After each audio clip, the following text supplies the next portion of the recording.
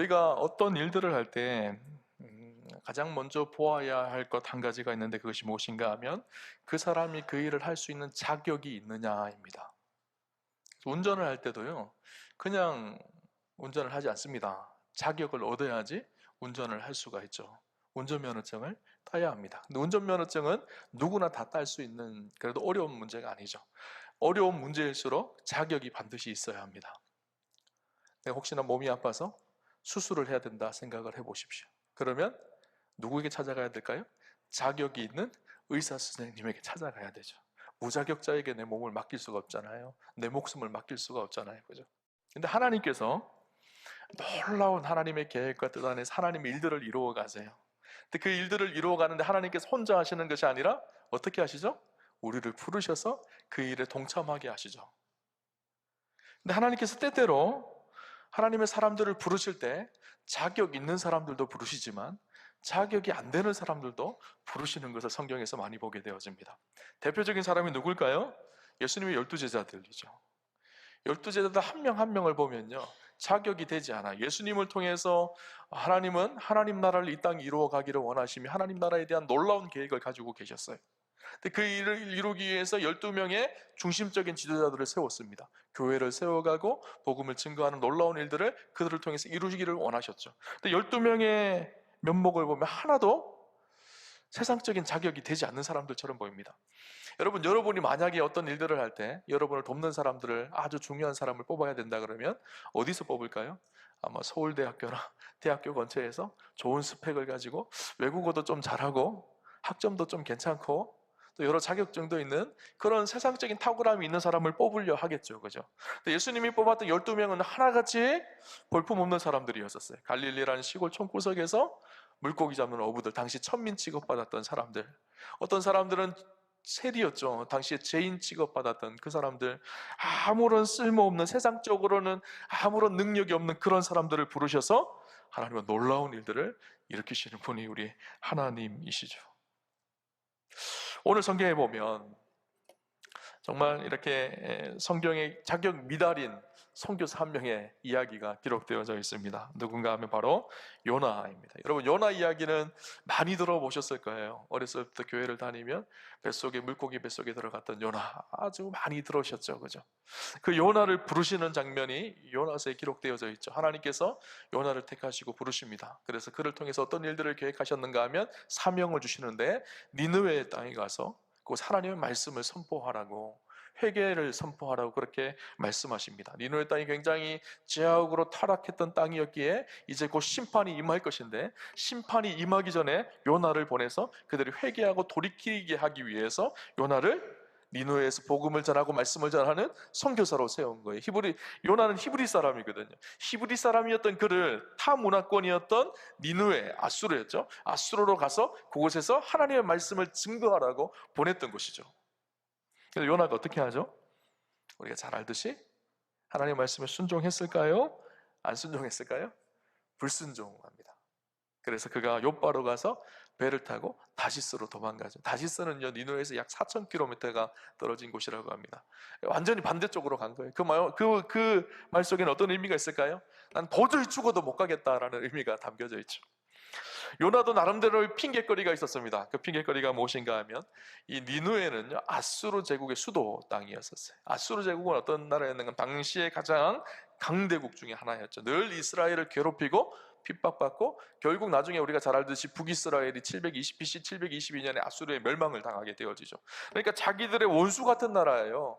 아수르 사람들이 늘 침공해서 늘 괴롭힘을 당하고 고통을 다 받았던 이스라엘 백성으로서 요나는 그 말씀에 순종하기가 쉽지 않았던 것이죠. 요나는 어쨌든지 이 일에서 탈출하고 싶었던 것 같아요. 그러니까 다시스로 도망을 가죠. 요나의 마음이 조금은 이해가 되는 것 같기도 하지만 요나가 한 가지 놓치고 있었던 것이 있다라는 생각이 들었어요. 그것이 무엇인가 하면 하나님의 마음이었었어요. 니느웨에 죽어가는 그들을 향해서 아파하고 계시는 하나님 아버지의 마음이었던 거예요. 그죠? 요나 4장에 보면요, 요나의 불평 이야기가 나옵니다. 그때 요나가 불평하는 장면이 오늘 기록되어 있는데 그 이후에 하나님께서 하신 말씀이 기록되어 있는데 요나서 4장 10절 11절 말씀을 보도록 하겠습니다. 이렇게 기록을 합니다. 여호와께서 이르시되 내가 수고도 아니하였고 재배도 아니하였고 하룻밤에 났다가 하룻밤에 말라버린 이 박넝쿨을 아꼈거든. 하물며 이 큰 성읍 니느웨에는 좌우를 분별하지 못한 자가 12만여 명이요 가축도 많이 있나니 내가 어찌 아끼지 아니하겠느냐 하시니라. 요나가 뜨거운 볕에 너무너무 더워하고 있었어요. 그런데 하나님께서 은혜를 주셔서 그 다음날 박넝쿨이 자라기 시작해서 그 박넝쿨이 그늘을 만들어 준 거예요. 요나가 너무너무 행복해합니다. 마음이 너무 지치고 힘들었는데 박넝쿨의 위안이 되어지기 시작하고 박넝쿨을 의지하게 되었던 것 같아요. 근데 문제는 그 다음 날이었었어요. 이 박넝쿨이 다 말라버린 거예요. 화가 나기 시작했어요. 아니, 박넝쿨을 이렇게 주셨으면 그 은혜 속에 잘 피해서 그늘이 되어지면 좋은데 이렇게 하나님께서 박넝쿨을 말라버리게 하셔서 내가 이렇게 덥게 하느냐고 막 하나님 앞에 화가 나 있는 그 상태예요. 그때 하나님께서 주신 말씀이 아까 읽었던 10절 11절 말씀입니다. 하나님께서 뭐라고 하시죠? 네가 수고도 하지 않았고 길쌈도 하지 않고 하룻밤에 났다가 하룻밤에 말라버린 박넝쿨 때문에 이렇게 화를 내고 이렇게 마음 아파하는데 니느웨라는 성에는 좌우를 분별하지 못하는 나의 백성 12만 명이 살고 있는 그 땅인데 그 땅이 멸망하는 것을 보고 내가 어떻게 이렇게 있을 수 있겠느냐. 하나님 아버지의 마음을 요나에게 말씀하고 있죠. 요나는 하나님의 마음을 생각하지 않았습니다. 우리가 주의 사명을 감당하고 또 하나님을 섬길 때 중요한 것이 있어요. 열심히 어떤 일들을 할 때 그 속에 가져야 될 아주 본질적인 것이 무엇인가 하면 주님의 마음입니다. 하나님의 마음이 어떠실까? 잃어버린 한 영혼을 찾고 찾으시는 아버지의 마음이 어떠신가? 우리가 잘 아는 말씀 있죠. 누가복음 15장에 보면 탕자에 대한 이야기가 기록되어져 있습니다. 아버지의 집에 두 아들이 있었어요. 둘째 아들 탕자가 어떻게 하죠? 아버지의 재산을 요청해서 그 재산을 가지고 집을 나가버립니다. 그래서 허랑방탕하게 그렇게 살아가게 되어지죠. 아버지는 어떻게 하죠? 그 아들이 돌아오기를 날마다 간절히 기다립니다. 아들이 가지고 간 재산이 문제가 아니었어요. 그 아들이 돌아오고 그 아들이 회복되기만 하는 것이 아버지의 간절한 마음이었죠. 그래서 매일마다 문 앞에 나가서 아들이 언제 돌아오는지 그 아들이 돌아오는 그 걸음만 쳐다보고 바라보고 있는 아버지의 마음. 근데 집안에 있는 또 첫째 아들이 있었죠. 그 첫째 아들은 어떻게 하죠? 아버지가 지금 어떤 마음이 있는지 관심이 없어요. 그냥 내가 해야 될 일들만 하면 된다 생각을 하고 나름대로는 열심히 살았습니다. 그런데 문제가 되는 일이 생겼죠. 둘째 아들이 돌아온 거예요. 그때 이 첫째 아들은 어떻게 하죠? 화를 확 내는 거예요. 저 집안의 재산을 다 탕진하고 돌아온 저 둘째 아들, 당신 아들을 어떻게 내가 받을 수 있겠느냐. 집안에 들어가지도 않고 사람들은 잔치를 하고 환호하는데 아버지는 기뻐하는데 아버지의 기쁨에 절대 동참하지를 못하는 거예요. 여러분, 우리가 기억해야 될 것이 있어요. 하나님 아버지의 마음이 어디 있느냐. 한 생명을 귀하게 여기고 한 생명을 얻기를 원하시는 목자 되신 아버지의 심정을 우리가 기억해야 되는 일이죠. 요나는 그것이 없었던 거예요. 요나는 우리가 잘 알듯이 하나님의 말씀에 불순종하여 다시스로 가는 배를 탑니다. 큰 풍랑을 만나죠. 배 밑창에 숨어있던 요나, 그러나 하나님 앞에는 숨을 수가 없었어요. 배 밑에 숨어있으면 사람들은 자기를 모를 줄 알았어요. 그러나 하나님의 눈에는 숨길 수가 없었죠. 큰 풍랑을 만나고 요나는 결국 이방인 선장을 통해서 바다에 던져지게 되어집니다. 바다에 던져질 때 요나가 뭐라고 하는가 하면요, 자기를 던져라고 그렇게 이야기합니다. 보통 사람들 같았으면 던지지 마세요 그랬을 거 아니에요. 근데 던지라고 그렇게 말해요. 왜 그렇게 말했을까요? 요나가 죄를 지었으니까 이제 회개하는 마음으로 나를 던지십시오 그렇게 얘기했을까요? 아니에요. 차라리 죽는 게 낫지 내가 니느웨에 가서는 말씀을 못 전하겠다라는 거예요. 자기를 던져서 죽이라는 거예요. 그래서 물속에 바다에 던집니다. 다 죽고 다 끝났는 줄 알았는데 어떻게 되죠? 물고기가 요나를 삼켜버려요. 요나가 물고기 뱃속으로 들어갑니다. 그래서 깊은 고난을 경험하죠. 그래서 요나서 2장 2절에 보면 어떤 이야기를 하는가 하면 요나가 이렇게 얘기합니다. 내가 수월의 뱃속에서 부르짖었나이다. 물고기 뱃속에서 부르짖고 하나님 앞에 회개하였는데 그 모습을 수월의 뱃속에 들어갔다 그렇게 표현합니다. 수월이 무엇인가 하면요, 죽음을 의미하는 거거든요. 죽을 것 같은 고통 속에서 그때서야 요나는 그 깊은 고통과 고독과 어려움 속에서 하나님 앞에 회개하고 부르짖고 다시 하나님의 뜻대로 순종하기로 결단하게 되어진 것이죠. 사실 이 요나의 모습은요, 요나 안에 우리의 모습이 보인다라는 생각을 해봤어요. 요나처럼 우리도 고집이 세거든요. 내 뜻대로 하려고 생각하거든요. 내 아집으로 모든 일들을 이루어 갈 것처럼 여기거든요. 그런데 우리가 언제 깨지죠? 풍랑을 만나면, 깊은 어려움과 고난을 만나면 그때서야 깨지고 회개하고 돌이키고 억지로지만 그럼에도 불구하고 순종하는 모습이 꼭 우리의 모습 아닌가요? 탕자의 모습도 마찬가지예요. 집 나가서 다 탕진하고 돼지를 치며 돼지 쥐염 열매를 먹으며 죽을 것 같으니까 그때서야 아버지가 생각난 것이죠. 오늘 우리도 그렇습니다. 내 마음대로, 내 생각대로, 내 욕심대로 살다가 인생에 고난이 닥칠 때 그때서야 하나님이 다시 생각나는 거예요. 그죠? 저는 축복하기를 그때서야가 아니라 지금 하나님 앞에 순종하는 은혜가 있으시기를 주님 이름으로 축원합니다. 그게 축복이에요. 그죠?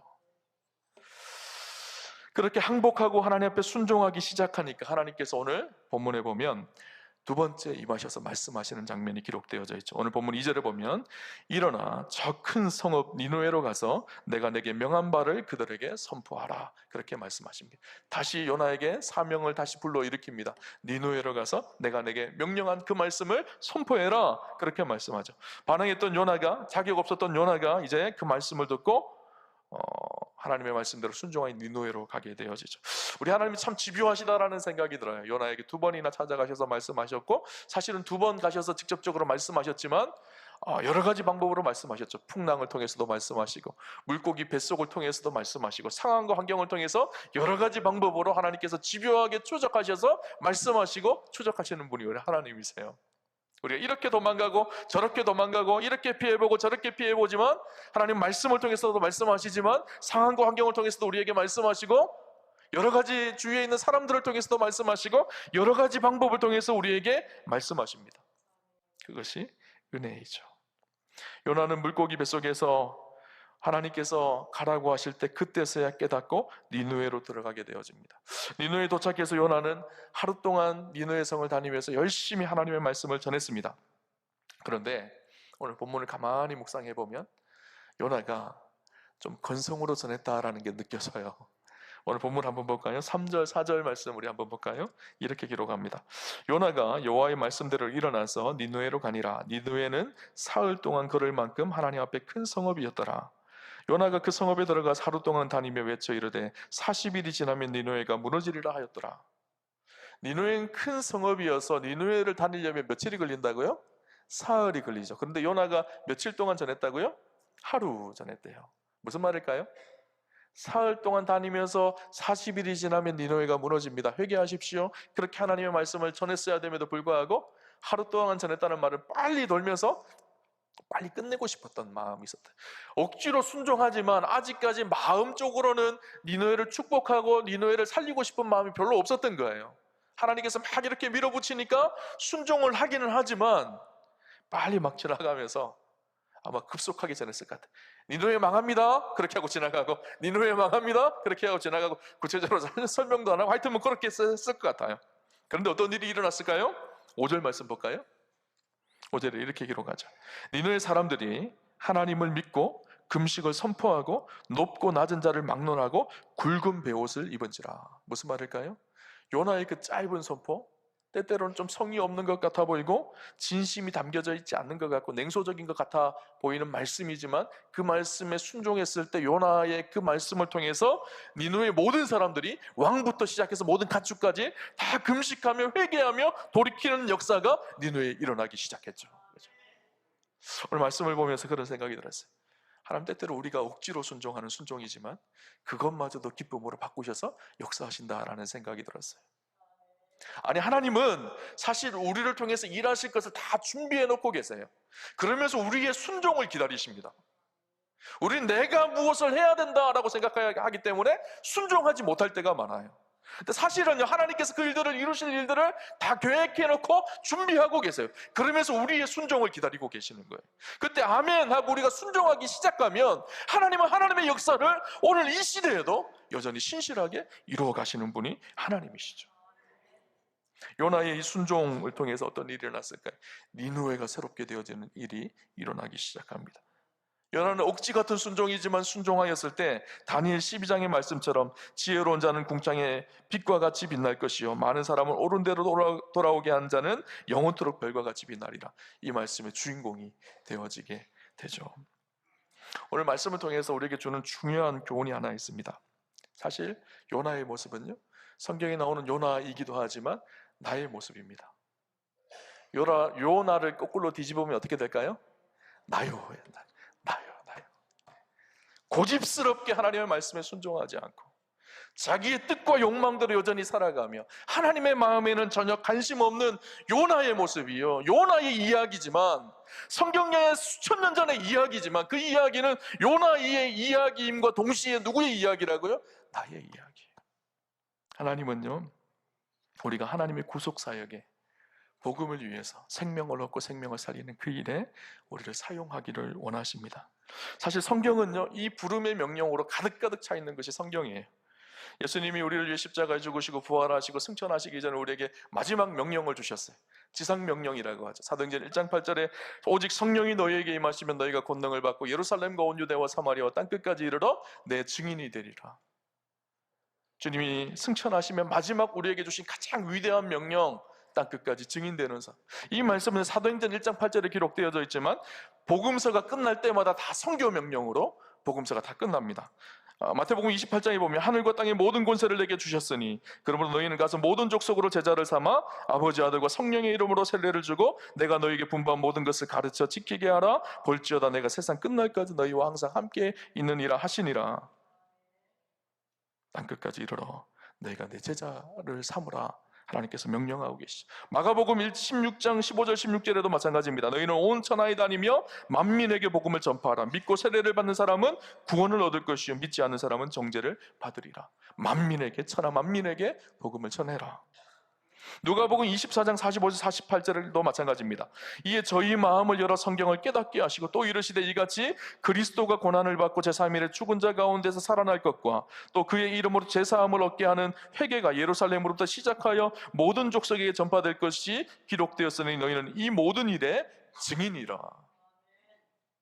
예루살렘부터 시작되어진 이 복음, 그리고 땅끝까지 증거되어질 이 복음에 누가 증인이라? 우리가 증인이 되어야 된다라는 거예요. 요한복음 21장에도 마찬가지죠. 예수님께서 베드로를 찾아가셔서 물으십니다. 내가 나를 사랑하느냐? 내가 나를 사랑하느냐? 내가 나를 사랑하느냐? 예수님께서 뭐라고 말씀? 내 양을 먹이라. 사람을 얻고 생명을 살리고 그들을 양육하고 키워서 그리스도의 제자가 되게 하는 이 일을 우리에게 끊임없이 주님은 부탁하고 계십니다. 여러분, 그 부름에 우리가 부름받은 사람들이라는 거예요. 여러분 한번 이런 생각해 보셨나요? 누군가가, 아니 우리나라의 큰 기업에서, 삼성이나 LG나 큰 기업에서 내가 너무 필요한 거예요. 그래서 요청이 왔어요. 우리가 당신을 스카우트하기를 원합니다. 우리 회사에서 일해 주시기를 부탁드립니다. 그렇게 스카우트 제안이 왔다면 얼마나 기쁜 일이에요? 아마 우리 자녀가, 우리 아들이, 우리 딸이 그랬으면요, 부모님들은 행복해 하실 거예요. 그죠? 아닌가요? 아니, 더 나아가서 조금 더 생각해 봅시다. 국가에서 이번에 장관을 뽑는데 그 장관에 우리 아들을 불렀다고 생각을 해보세요. 가문의 영광 아닌가요? 현수막 끌어야 되지 않나요? 그런데 만왕의 왕이신 하나님께서, 만주의 주이신 그분께서 하나님 나라를 위해서 그 위대한 사명 앞에 저 여러분을 부르시고 계세요. 여러분, 회사는요, 부유했다가도 망하기도 하는 것이 세상의 회사입니다. 국가도 마찬가지에 흥망성쇠가 있어요. 그러나 영원한 하나님 나라, 끝까지 결코 망하지 않는 그 하나님 나라, 그 하나님 나라를 위해서 하나님께서 하나님의 사람들을 부르세요. 그 부르심 앞에 우리가 있어요. 그럼 가문의 영광 아닌가요? 저만 그런가요? 그렇게 하나님 앞에 복음을 위해서, 하나님 나라를 위해서 부름받는다라는 사실, 가문의 영광이잖아요. 아니, 가문의 영광을 넘어서서 나 같은 존재, 자격 없는 나 같은 사람을 부르셔서 하나님께서 쓰신다는 것, 위대한 일 아닌가요? 하나님은요, 이 시대도 우리를 찾고 부르시고 계세요. 주의 복음과 하나님 나라를 위해서 사명을 감당할 충성스러운 사람들을 찾고 계시죠. 목사님 나같이 늙어서 제가 뭐 하겠어요? 건강도 힘들고 제가 어떻게 하겠어요? 이렇게 말하시는 분이 있을지 모르겠어요. 여러분, 선교는요 너무나 우리에게 멀리 있는 것만이 아닙니다. 작년 우리 해외 선교 주일날 기억이 나시나요? 이동희 목사님 오셔서 설교해 주셨죠. 그때 8가지 선교사 이야기하셨던 거 기억나시나요? 기억나셔야 되는데 그 8가지 선교사의 첫 번째가 해외 선교사죠. 우리가 장기든 단기든 해외에 가서 복음을 전할 수 있는 기회가 있으면 복음을 전하는 것. 두 번째가 무엇이었을까요? 부모 선교사였습니다. 우리의 자녀들을 믿음으로 양육하고 우리의 자녀들이 선교사가 되거나 목회자가 되거나 복음 전도자가 될 수 있도록 그 아이들을 믿음으로 양육하는 거예요. 그래서 자녀들을 축복할 때 여러분 그렇게 하라고 말씀하셨는데, 이 나쁜 놈 그렇게 하지 말고, 이 원수 같은 녀석 그렇게 말하지 말고 선교사 될 놈 이렇게 그렇게 축복하며 기도하십시오. 세 번째는 기도 선교사입니다. 지금도 여전히 복음 때문에 핍박받는 수많은 나라들이 있죠. 그들을 위해서, 선교사님들을 위해서 기도하는 거. 여러분 들어오시면서 성례표에 여러분 꽂혀 있는 거 뽑으셨나요? 안 뽑으신 분들은 나가시면서 꼭 뽑아서 가세요. 성례표 안에 목장별로 우리가 배당되어진 선교사님들의 정보와 기도 제목들이 있습니다. 그거 가져가셔서요 1년 동안 그분들 위해서 기도하라고 그렇게 꽂아 놓은 거예요. 여러분, 내가 해외에 나가지는 못하지만 기도 선교사가 되셨으면 좋겠어요. 네 번째는 물질 선교사입니다. 세상의 모든 것이 다 주인이 하나님이시죠. 우리에게 주신 그 물질, 우리에게 맡겨주신 물질을 하나님 나라를 위해서 사용하는 것, 이것이 물질 선교사입니다. 선교지들을 돕고 우리가 가지고 있는 물질로 연약하고 힘든 사람들을 섬기는 것. 다섯 번째, 직장 선교사입니다. 우리가 가야 될 출근하는 직장이요 우리의 선교지입니다. 직장에 가면 우리를 힘들게 하는 우리의 직장 상사들도 있고요, 우리를 어렵게 하는 분들도 있어요. 그러나 기억하셔야 돼, 이곳이 하나님께서 나를 보내신 선교지이다. 나를 힘들게 하는 부장님, 내가 가는 선교지의 원주민 족장님이다, 이렇게 생각을 하고 그들에게 복음을 전하고 섬기는 일을 하는 것. 그 다음에 가족 선교사. 우리 가족들 중에서 아직 예수님을 알지 못하는 사람들이 너무너무 많습니다. 그들에게 복음을 전하고, 멀리 있는 친척들, 요즘에 너무너무 좋은 때잖아요. 꽃이 피고 아름다운 때잖아요. 이분들을 주말에 초청하는 거예요. 그래서 맛있는 음식도 대접하고 꽃 구경도 같이 가시고 청남대도 한번 들르시고, 주일이 되어지면 주일날 나는 예배 드려야 되는데 혼자 있기가 그러니 같이 가서 예배 드리자, 그렇게 해서 교회 와서 같이 예배 드리고 복음을 전하고, 그럼 가족 선교사의 삶을 사셔야 합니다. 7번째가 문화 선교사였습니다. 여러 가지 전문적인 문화를 가지고 복음을 전하는 선교의 사명을 감당하는 것. 요즘에 인터넷 문화가 얼마나 타락하고 변질되어져 있나요? 인터넷을 통해서 복음을 전하고 하나님을 찬양하고 하나님께 영광 돌리는 일들을 퍼뜨리는 것, 이런 것도 선교사죠. 마지막으로 길거리 선교사입니다. 우리가 길을 갈 때, 어떤 물건을 살 때, 어떤 일들을 하고 사람들을 만날 때 우리가 선교사의 자세로 만나기 시작하면 상황과 환경이 달라집니다. 여러분, 우리가 이 세상에 가장 농도 짙은 그리스도인으로 살아가는 비결이 뭔지 아세요? 선교사로 사는 거예요. 하나님 앞에 부름받은 선교사라는 사실을 잊지 않는 것이죠. 여러분, 우리가 이 8가지 중에서요 해외를 직접 못 나가시더라도 우리가 선교사가 되었으면 좋겠어요. 아니, 우리가 선교사의 삶을 지금도 충분하게 살아갈 수가 있습니다. 선교사는 저 멀리 나하고 상관없는 일이 아니라 오늘 우리의 삶이 선교사의 삶이 되기 시작하면 우리 삶 속에 놀라운 일들이 일어나기 시작할 것입니다. 하나님께서 우리를 사명자로, 선교사로 부르셨습니다. 우리 삶의 모습 속에서 늘 진실하게 하나님의 삶을, 하나님이 우리에게 맡기신 사명을 감당하며 그렇게 살아가는 축복이 있으셨으면 좋겠어요. 사도 바울이 이렇게 얘기했습니다. 내가 복음을 전할지라도 자랑할 것이 없으면 내가 부득불할 일임이라. 만일 복음을 전하지 않으면 내게 화가 있을 것임이니라. 우리가 마땅히 부득불해야 될 일이 사명자로서 주의 복음을 전하는 선교사적 삶을 사는 것이죠. 오늘 우리와 함께 선교님들이 잊지 않으셨으면 좋겠어요. 선교사입니다, 여러분들. 우리에게 주어진 삶의 영역 속에서 복음을 전하며 하나님의 일들을 이루어 갑시다. 요나처럼 억지로 하지 마시고 풍랑 만나고 하지 마시고 오늘부터 선교사의 삶을 살아가는 사랑하는 우아함의 성도님들 다 되시기를 주님 이름으로 축원합니다.